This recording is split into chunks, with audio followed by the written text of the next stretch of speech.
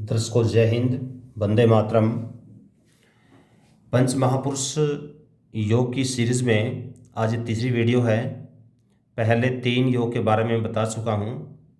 आज हम चौथा और 5वां योग लेंगे, मलव्य योग और शशि योग।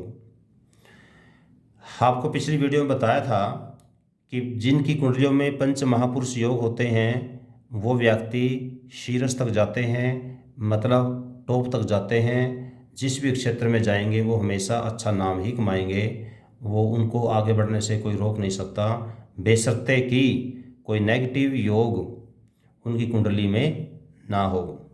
दर्शकों, वैसे तो जीवन के क्षेत्र में कर्मण्य क्रियामान कर्म का बहुत महत्व है, अर्थात इस जीवन में जो हम कर्म करते हैं बहुत महत्व है, क्योंकि क्रियामान कर्म ही हमारे पूर्व जन्मों के जो कर्म है उनको आगे बढ़ाता है। पर प्रारब्ध का बहुत योग है, बहुत महत्व है। प्रारब्ध व्यक्ति को नीचे से ऊपर तक उठाने में सक्षम रखता है, बस क्रियामान कर्म उसको एक गति देते हैं। तो आप अपनी कुंडली में, अपने रिश्तेदारों की कुंडली में, अपने बच्चों की कुंडली में चेक करना, हो सकता है आपकी कुंडली में भी ये महान बनने के योग हों।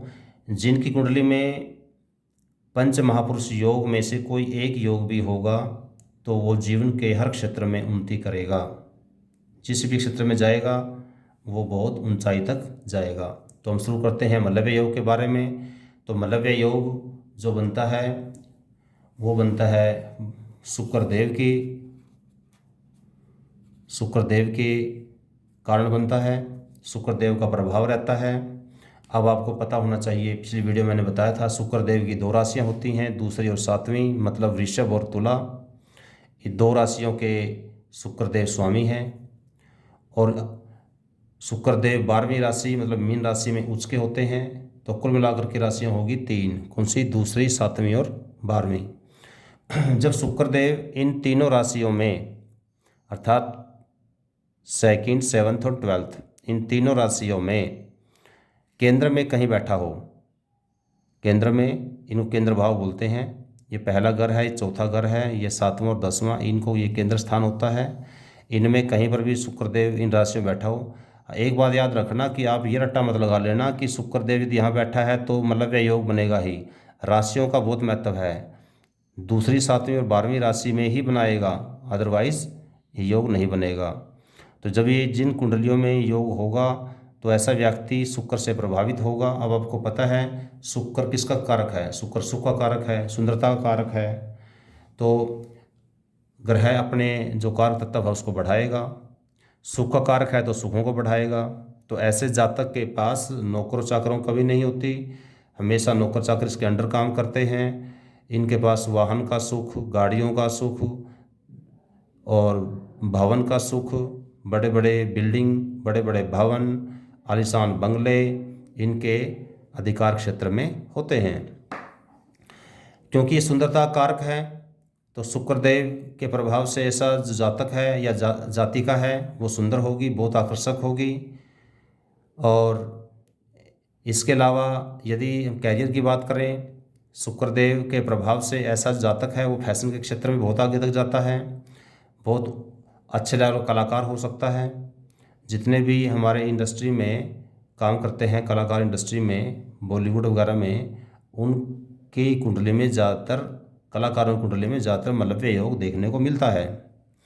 अच्छे लेवल का कवि हो सकता है, नाटककार हो सकता है और सामाजिक कामों में ये बहुत आगे तक अच्छे मन से काम करते हैं। मलव्य योग जिसकी कुंडली में होगा वो, उनका जो व्यक्तित्व है और बिल्कुल अलग से निखरा हुआ होगा। उनका काम करने का जो तरीका है वो बिल्कुल सटीक होगा, अच्छा होगा, औरों से सुलझा हुआ होगा। तो ऐसा जो जातक है वो हमेशा औरों से आगे रहता है। अब अगली बात हम करते हैं शश योग के बारे में। शश योग जो बनता है वो भगवान शनि के प्रभाव क्षेत्र में बनता है। आप सभी को पता ही होगा जो शनिदेव और न्याय के देवता हैं और भूमि और नौकर को रिप्रेजेंट करते हैं। 10वीं और 11वीं अर्थात मकर राशि और कुंभ राशि इनकी अपनी राशि हैं। 7वीं राशि तुला राशि में उच्च के होते हैं। तो टोटल कुल राशियाँ होगी 3, 7वीं, 10वीं और 11वीं। तो शनिदेव इन केंद्र भावों में 7वीं 10वीं और 11वीं राशि में कहीं बैठे हों, लगन में बैठे हों, चौथे में, 7वें में, 10वें में कहीं पर बैठे हों, वो सस योग बनाएंगे। बस एक बात ध्यान देना कि सस योग जिन कुंडलियों में होगा, तो यदि कोई नेगेटिव प्रभाव ना हो, अर्थात कोई और अन्य कोई नेगेटिव योग ना बन रहा हो, तो सस योग अच्छा रिजल्ट देता है। और यदि कोई नेगेटिव इफेक्ट भी साथ में हो तो सस योग के प्रभाव में कमी आ जाती है। तो ऐसा जो व्यक्ति है जिन कुंडली में सस योग होगा, तो उनका जो जीवन होगा वो राजा से कम नहीं होता। जिस भी क्षेत्र में काम करता है वो हमेशा उसका लीडर होता है, तेजस्वी होता है, सूरवीर होता है, वैज्ञानिक होता है। और आपको पता है कि ये भूमि कारक भी है, तो शनि देव के प्रभाव से बड़े बड़े बिल्डर पे यही लोग होते हैं। भूमि के मालिक जैसे बड़े बड़े जो ज़मींदार होते हैं, जिनकी ये नहीं पता कि कितनी ज़मीनें हैं, कहाँ कहाँ ज़मीनें हैं, तो इतने बड़े बड़े जो ज़मींदार लोग होते हैं, लैंडलॉर्ड हैं, वो भी भगवान शनि के प्रभाव से ही बनते हैं और उनकी कुंडली में ज़्यादातर सस योग देखने को मिलता है। आपको इस बात का पता होना चाहिए कि जो भगवान शनि हैं वो न्याय के देवता हैं, तो जिन कुंडलियों में सस योग होगा वो न्यायप्रिय होते हैं, अर्थात वो हमेशा न्याय चाहते हैं। तो ऐसे ऐसे जातकों को कई बार ऐसे भी देखने को मिलता है कि दूसरी की लड़ाई को अपने ऊपर ले लेते हैं।